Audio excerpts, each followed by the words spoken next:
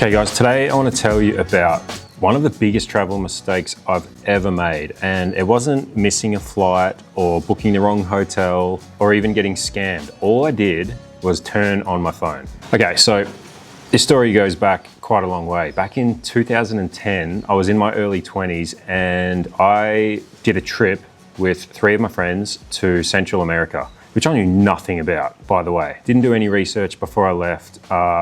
Social media wasn't really a thing. I wasn't watching YouTube or following people on Instagram for travel tips and stuff like that. I didn't even know where Central America was, but we flew into Mexico with the plan of buying a van and driving it all the way down to Panama. Now, 40-year-old me understands how much of a risky situation that was. And at the time, I didn't really understand how dangerous and just how dodgy that was, like buying a van in Mexico and crossing all of those borders in Central America. I'm talking about Honduras, El Salvador, Nicaragua, and didn't speak a word of Spanish. So all we had with us was Lonely Planet guides and maps that we would buy at each town we went to. This was right before the iPhones came out, or maybe around the same time. I didn't have one. I had like a flip phone that you could get internet on, but it was really slow. And basically what I would do was use the internet at any of the backpacking hostels that we would stay at to check in, go on Facebook, go on my emails to speak to friends, and that was pretty much it. I can't tell you the amount of times we got lost because we didn't have any GPS. Like I said, we were just using maps and we were kind of just figuring it out as we went. And to be honest, being 25 at the time, it was pretty fun. It was pretty exciting, but it was also costly because a couple of times during the trip, we were staying places that didn't have computers, didn't have internet, didn't even have Wi-Fi. So I had to turn my phone on just to let my mum know, hey, like, I'm okay. I'd give her a call just to say, look, don't worry, haven't been kidnapped, we're still good. And I had a phone plan back home in Australia that let me do global roaming. But what I didn't know was every time I turned my phone on, I was getting charged like $20, $30, $40, $50, $100 every single time. It ended up adding up to about $1,000 in a 3-month trip. But back then, it was pretty much normal. Like there was really no alternative. If you wanted to travel overseas and stay connected, you just had to use global roaming with Telstra or Optus or whatever phone service you have overseas. But thankfully, fast forward now to 2026 and travel has changed a lot. These days, I rely on my phone for pretty much everything, especially being a digital nomad. We work everywhere we go. And so we need things like Google Maps. We need it to book accommodation. We do online banking with our phones. We try and find restaurants. We try and find ATMs. We use it for Google Translate. Like literally, travel has gotten so much easier because these days we can use an eSIM. A few years ago, I didn't even know what an eSIM was. Having data on my phone has gone from a luxury to something that I feel like I just can't travel without anymore. And so that's why we use Airalo now for all of our travels. If you haven't heard of it before, Airalo is an app that lets you purchase an eSIM before you travel so you can connect to mobile data in over 200 countries and regions without paying expensive roaming fees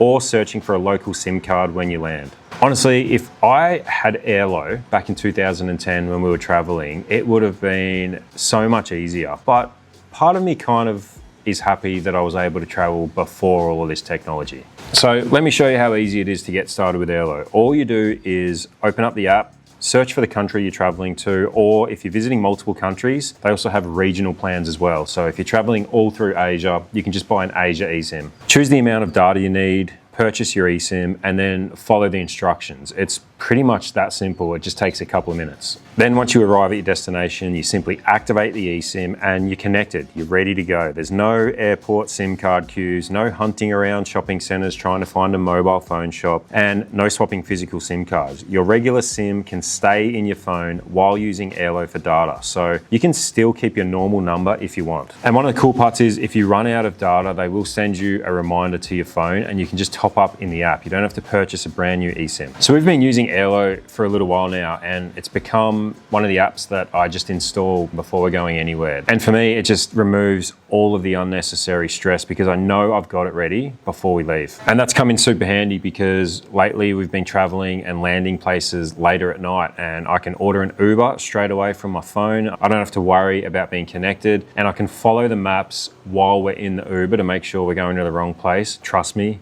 we've gone to the wrong place more than once. And if there's any discrepancies and the Uber drops us off at the wrong hotel or destination, like we're connected. We're not just stranded on the side of the road. And it takes all the stress out of the first like 2 to 3 days because you're not worrying about getting connected as soon as you land. So we can get straight into sightseeing and going to nice restaurants and finding all the cool stuff in the local cities. And honestly, the speed has been surprisingly good. Like I use my phone to stream videos or listen to podcasts as well. And the speed's been amazing everywhere we've gone. And you can even tether it to your computer. So if you are someone that works on the go, even if you just need to check emails or something like that, and you're in a place that doesn't have the best Wi-Fi, you can use your Airalo eSIM and tether it to your computer so you can stay connected and keep working. But one thing I would definitely recommend is installing it before you leave. Don't wait until you get to wherever you're going to buy an eSIM, because the whole point is making it more convenient for you from the minute that you land. I've tried buying local SIMs in different countries over the years, and to be honest, like